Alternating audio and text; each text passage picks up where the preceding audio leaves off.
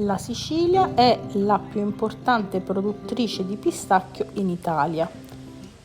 A Bronte, sui suoli impervi e lavici del vulcano Etna, si raccoglie quello verde a denominazione di origine protetta.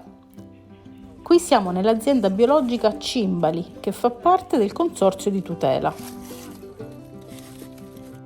Squadre di operai portano a casa un prodotto di eccellenza famoso in tutto il mondo.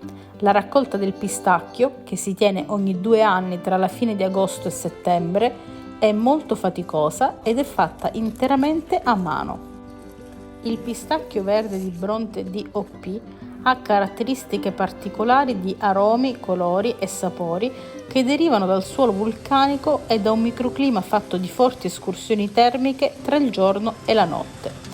I frutti vengono staccati dai rami, deposti in sacchi e lavorati in giornata all'interno dello stabilimento.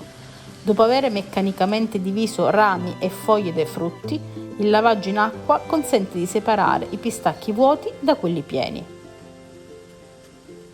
Dopo il lavaggio, il frutto viene asciugato al sole per qualche giorno o con degli essiccatori per un massimo di 16 ore. La qualità è garantita da un'attenta selezione manuale.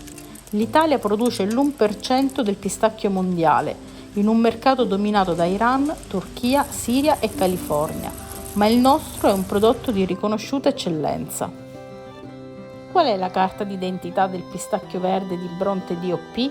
Sicuramente il colore, viola acceso all'esterno e verde brillante all'interno, ma attenzione, deve esserci sempre il bollino della DOP.